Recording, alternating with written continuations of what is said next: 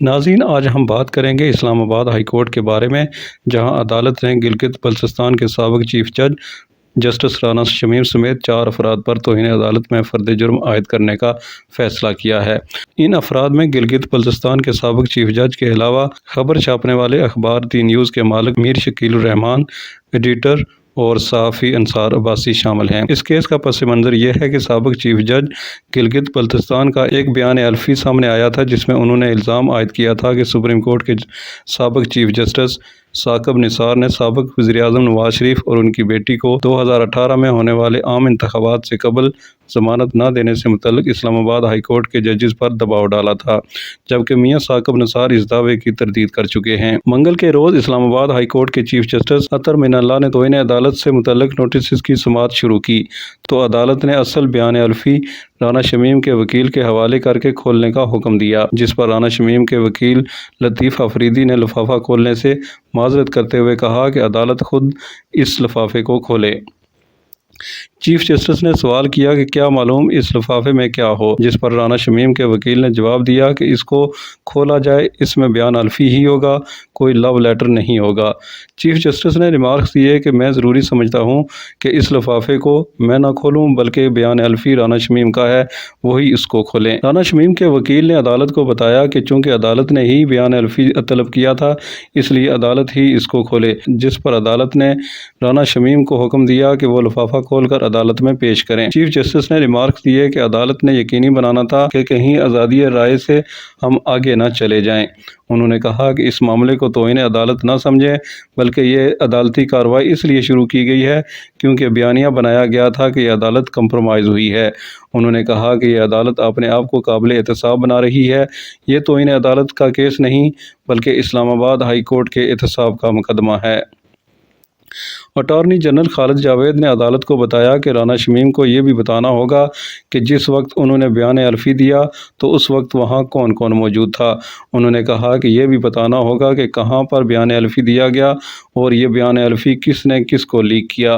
Attorney general نے کہا کہ رانا شمیم کا بیان تھا کہ بیان الفی سیل کر کے اپنے نواسے کو دیا، اور اٹارنی جنرل کے بقول جب بیان الفی کوریئر سروس کو دیا گیا تو وہ سیل نہیں تھا۔ انہوں نے عدالت سے استدعا کی کہ وہ اس بیان الفی کو دیکھنا چاہتے ہیں، کہیں لکھتے ہوئے اس میں کیلبری فونٹ تو استعمال نہیں کیا گیا۔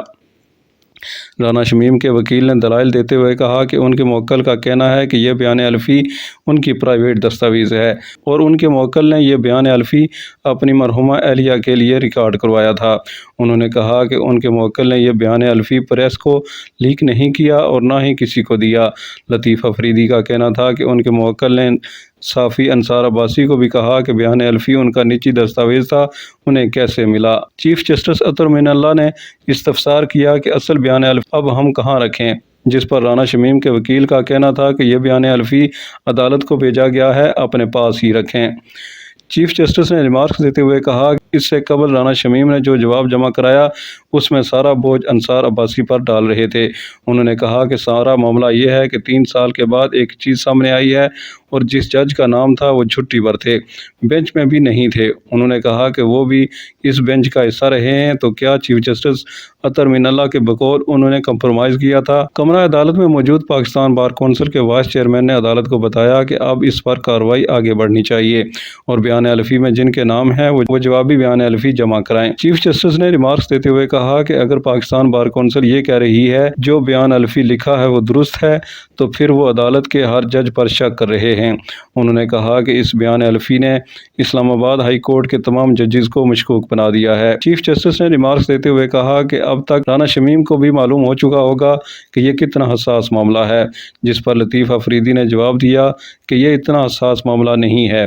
انہوں نے کہا کہ اس عدالت میں فردوس عاشق اعوان اور سپریم کورٹ میں عمران خان توہین عدالت کیس بنے تھے، اور ان کیسز میں کیا ہوا تھا۔ انہوں نے کہا کہ جب ان شخصیات کے کیس آتے ہیں تو عدالت کو ان میں رحم دلی دکھانی پڑتی ہے۔ چیف جسٹس نے رانا شمیم کے وکیل سے استفسار کیا کہ اس بیان الفی کا بینیفیشری کون ہے، جس پر لطیف افریدی نے لا علمی کا اظہار کرتے ہوئے کہا کہ ان کے علم میں ایسا کچھ نہیں ہے کہ اس کا بینیفیشری کون ہے۔ چیف جسٹس نے انڈین جاسوس کلبھوشن یادیو کیس کا حوالہ دیتے ہوئے کہا کہ اگر وہ بیان الفی دے دیں کہ میرا کیس نہ چلے تو کیا ہم کلبھوشن کا کیس روک دیں گے؟ انہوں نے کہا کہ یہ ایک سنجیدہ معاملہ ہے اور اس پر زیادہ عدالتی معاونین بلائے گئے ہیں۔ چیف جسٹس نے پوچھا کہ کیا رانا شمیم نے انصار عباسی یا نوٹری پبلک کو ذاتی چیز پبلک کرنے پر نوٹس بھیجا؟ لطیف افریدی نے عدالت کو بتایا کہ توہین عدالت کیس کی وجہ سے ابھی تک انصار عباسی اور نوٹری پبلک کے خلاف کارروائی نہیں کی جا سکی۔ صحافی انصار عباسی نے عدالت کو بتایا کہ انہوں نے نیوز سٹوری کرنے سے قبل رانا شمیم سے بات کی تھی، جبکہ رانا شمیم نے عدالت کو بتایا کہ خبر شائع ہونے کے بعد انصار عباسی نے ان سے رابطہ کیا تھا۔ اٹارنی جنرل نے عدالت کو بتایا کہ رانا شمیم اس کیس میں توہین عدالت کے مرتکب ہوئے ہیں۔ انہوں نے کہا کہ پچھلے 3 دن سے ایک چیز آ رہی ہے کہ بیان الفی کسی کے آفس میں ریکارڈ کروایا گیا ہے اور حیرت انگیز طور پر اس بات کی کوئی تردید بھی نہیں آئی۔ عدالت نے اس کیس کی سماعت 7 جنوری تک ملتوی کر دی۔